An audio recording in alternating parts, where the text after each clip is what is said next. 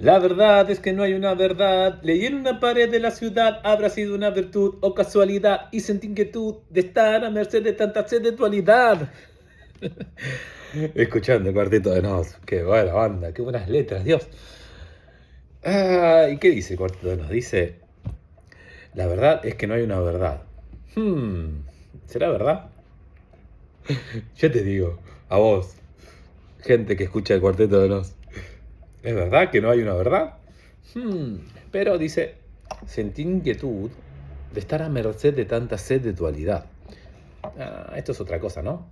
Entonces, ¿qué pasa? Mientras nos movamos en el ámbito de lo múltiple, ¿qué es el ámbito de lo múltiple? Esta vida, encarnados en este cuerpo, con esta mente. Y sí, la verdad es que no hay una verdad. Hay múltiples verdades porque hay múltiples puntos de vista y cada uno de ellos encierra una pequeña cuota de verdad. Pero también existe la posibilidad de estar por fuera de esa perspectiva múltiple y tener una apreciación de la verdad. ¿Cuál es la verdad entonces? Y bueno, algo a buscar por cada uno. Podés leer los libros, podés leer lo que dijeron los maestros, podés creer en lo que otros, en el camino que otros recorrieron, pero eventualmente vas a tener que hacer lo propio si querés realmente descubrirlo y no simplemente repetir una verdad que no ha sido hecha propia, como decía Krishnamurti. Repetir una verdad que no ha sido hecha propia es repetir una mentira. No creo que te quieras pensar como alguien mentiroso. Mentiroso, esto es otra canción de Cuarteto de Nos. Hola, hola, hola, mira qué intro bizarro. ¿Por qué? No hay por qué, dijo la China. Sí hay un por qué, porque faltó un paciente inadvertidamente y tenemos unos breves minutos. Tengo una pequeña mota de polvo en la pantalla del celular y lo tengo, está en la pantalla, ¿no? Claramente, pero me da justo acá. Entonces tengo unas ganas de hacer así, pero si hago así, voy a afectar la calidad del video y voy a entrar en opciones y se va a cortar. Y no quiero. Así que me voy a aguantar la mota de polvo en mi frente. Tengo un tercer ojo, aunque ustedes no lo puedan ver. Bueno, siempre intro bizarro. Maxito y Cindier, número 174. Como fue inesperado, vamos a seguir respondiendo preguntas que quedaron pendientes de las últimas ediciones. ¿Sí? Primero, salud al matecito. No, creo que este no fue saboreado como corresponde. Ahora sí, este sí. Una moto para amenizar. No podemos hablar de las motos. Y digo, ¿no? Muchos intros bizarros luego tienen cierta relación, o podemos encontrar cierta relación con alguna de las preguntas que quedaron, y eso es exactamente lo que vamos a hacer en este momento. Una de las preguntas que quedaron dice, ¿podrías hablar de meditación? Algo que ya hemos hecho en escritos y en videitos. Hay varias entradas hablando de meditación, obviamente siempre los refiero a esos. ¿Dónde están? Nadie puede saberlo, están por ahí en el perfil. Así que bueno, si algún día tienen ganas de scrollear, lo podrán encontrar. Dice, ¿podrías hablar de meditación como práctica personal y no como meditaciones guiadas? ¿Crees que la meditación es para todo el mundo o la desaconsejas para algunas patologías como esquizofrenia, psicopatías narcisistas? ¿Podrías desde tu práctica y tu experiencia hablar del samadhi y de la supraconciencia? Bueno, pregunta larga, probablemente nos tome todo el resto del video. ¿Podrías hablar de meditación? Sí, una vez más. Vamos a aprovechar que hiciste preguntas específicas para meternos ahí. La meditación como práctica personal y no como meditaciones guiadas. Bueno, ¿qué te cuento? Que hay mucha gente que usa las meditaciones guiadas como su práctica personal. Entonces, no es que sean antagónicas, ¿sí? Tú tranquilamente puedes llevar una práctica personal apoyada en meditaciones guiadas. O puedes usar una práctica personal basado en tu propia en una estructuración personal que tú mismo hayas desarrollado, o podrías acudir a algún texto, ¿sí? Hay un montón de textos, muchas meditaciones, muchas kriyas, por ejemplo, que es una estructura organizada de yoga, tienen también, para potenciar el efecto de la práctica, un tipo de meditación asociada, ¿sí? Entonces, y no dejan de ser de alguna manera guiadas, digo.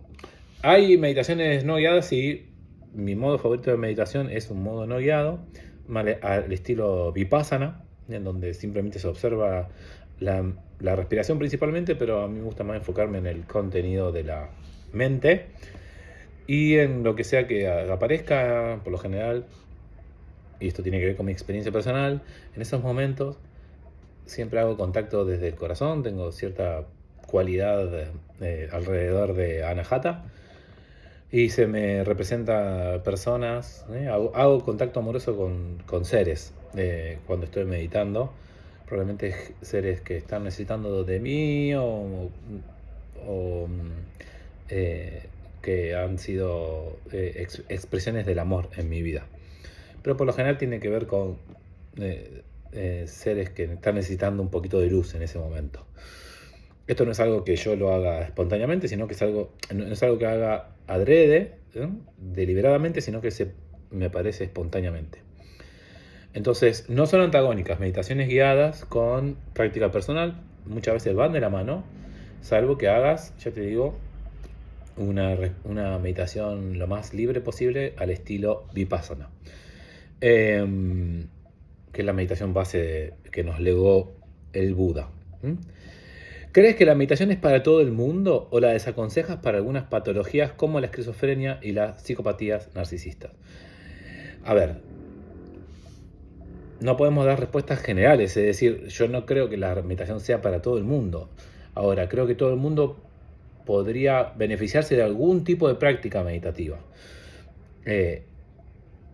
¿Por qué? Porque hasta donde lo podemos saber hoy en día, el cuerpo tiene que estar en cierto estado para poder, no para tener una práctica meditativa, porque en ese sentido cualquiera puede tener una práctica meditativa. Si vos estás postrado en una cama, por ejemplo, podés tener una práctica meditativa, ¿sí? Pero se habla de, ¿viste? En yoga tenés la naturaleza de las tres cualidades de la naturaleza, sattva, rayas y tamas, y por lo general se tiende a lo más sátvico, lo más luminoso. Sattva es luz, rayas es inquietud, agitación, y tamas es oscuración y inercia. Entonces se tiende a, por eso los que estamos en un camino espiritual, los yogis, las yoginis, cuidan aspectos de su vida, por ejemplo la sexualidad, por ejemplo la alimentación, las interacciones sociales, los ambientes, ¿sí? Para tornar el espacio lo más sátvico posible. Los pacientes cuando entran, sobre todo por primera vez a mi casa, pero no solo la primera vez, por lo general ya notan el efecto sátvico del espacio, ¿sí? Ellos mismos te lo dicen. ¿Por qué? Porque acá se medita, se cuida ese aspecto del espacio, ¿sí? Entonces, no creo que se pueda dar una respuesta así tan general. Todo el mundo se podría beneficiar de una práctica meditativa siempre y cuando se adapte a las condiciones en las cuales esa persona está, ¿sí? Ahora, sabemos también que el cuerpo y el sistema nervioso tienen que estar en cierto estado para poder acceder a una práctica meditativa. Si bien todo el mundo se podría beneficiar, ¿sí? Una persona que está pasando por un ataque de pánico no está en una condición para eso. Una persona que está con mucho miedo, en estado de supervivencia, no están dadas las condiciones para. Entonces por eso, dentro de las kriyas, la práctica meditativa suele ubicarse al final. Hay toda una preparación que tiene que ver con preparar la mente, preparar el cuerpo y preparar el campo energético y emocional para poder dejar las cosas lo mejor preparadas posible para el encuentro con la meditación. El encuentro con la meditación, siempre digo, una cosa son las técnicas meditativas, otra cosa es la meditación. La meditación como un volver a casa, un encuentro con el estado del ser, nuestra propia naturaleza. El estado meditativo es nuestra propia naturaleza. Nuestra propia naturaleza esencial, ¿sí? Por eso la canción del principio, ¿sí? No hay una verdad, sí hay una verdad. En Oriente, por ejemplo, en el hinduismo, se habla de que la naturaleza, la verdad tiene tres cualidades que son Sat, Chit y Ananda. Conciencia infinita, amor infinito, existencia infinita. Amor o dicha infinita, en verdad sería. Entonces, me estoy yendo por la rama. Ay, no, yo lo sé, pero bueno, es una pregunta muy extensa. Entonces, hay algunas patologías. A ver, un esquizofrénico, una persona con un cuadro de esquizofrenia, ¿se puede beneficiar de la meditación? Sí. ¿Una psicopatía narcisista se puede beneficiar de la meditación? Sí. Ahora, una persona con un diagnóstico de esquizofrenia o con una psicopatía narcisista, ¿va a estar interesada en meditar? El narcisista ya te digo que es altísimamente probable que no. ¿Sí? Salvo que sea un medio para lograr alguno de sus intereses. ¿Sí? Entonces, otra vez, como recurso tiene el potencial, pero es difícil pensar que algunas personas puedan darse la posibilidad de hacerlo genuinamente, digo, desde la intención genuina de explorar la meditación y no como un medio de manipulación del entorno que podría llegar a ser, ¿sí? Entonces, desde tu práctica y tu experiencia, ¿podrías hablar del samadhi y de la supraconciencia? Bueno, el samadhi, ¿qué es el samadhi? El samadhi es el estado de unidad, en donde básicamente no hay yo, no hay ego. Dentro del yoga se habla, hay varios autores, Patanjali, por ejemplo, habla del samadhi. Bueno, casi todos los grandes maestros hablan en alguna medida del samadhi. Hay dos tipos de samadhi, el Sampragnata Samadhi y la Sampragnata Samadhi. Básicamente son con y sin semilla, en donde en uno hay todavía procesos mentales, ¿sí? Está el estado de unidad, pero hay procesos mentales, hay todavía cierto estado de ligación al karma. Y el Asampragnata Samadhi quiere decir sin semilla, en donde ya es el estado máximo en donde ya no hay reencarnación, ¿sí? Es decir, todas las semillas kármicas han sido consumidas y ya no hay una nueva encarnación a futuro, ¿sí? Entonces, desde mi experiencia, ¿qué te puedo decir? A ver, hay gente que considera que el estado de samadhi es algo que se alcanza una vez y ya está, y quedas establecido en ese lugar. Por ejemplo, Buda, Siddhartha, por ejemplo Jesús, ¿sí? O cualquiera de todos los grandes maestros. Y sin embargo, como es el acceso a nuestra propia naturaleza, también sabemos, y esto está estudiado dentro de la psicología transpersonal, que hay atisbos, acercamientos graduales, espontáneos a veces, al estado de samadhi, ¿sí? Viktor Frankl, en el libro El hombre en busca de sentido, que es un libro que narra la experiencia que él vivió como prisionero en el campo de concentración nazi, y él habla como cuando el hombre, y él lo vio mucho en la realidad terrible que le tocó vivir, cuando el hombre pierde toda esperanza, todo sentido, porque la vida se vuelve absolutamente cruel, en vez de entrar en ese estado de desesperanza, muchos lo hacían, pero había algunos prisioneros, dice él, que cuando todo parecía derrumbarse, encontraban un profundo remanso de paz dentro de ellos mismos, ¿sí? Y ese profundo remanso de paz les permitía observar el mundo e incluso la terrible situación en la que ellos estaban desde otro lugar. Eso es lo que en psicología transpersonal se conoce como experiencia cumbre. Todos tal vez experimentamos esto muchas veces en comunión con la naturaleza.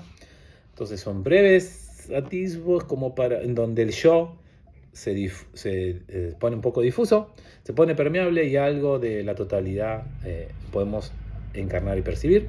Me quedé sin tiempo. Hasta acá la respuesta entonces. Que tengas una hermosa, consciente y bendecida noche, una hermosa, consciente y bendecida vida, siempre. Maxito.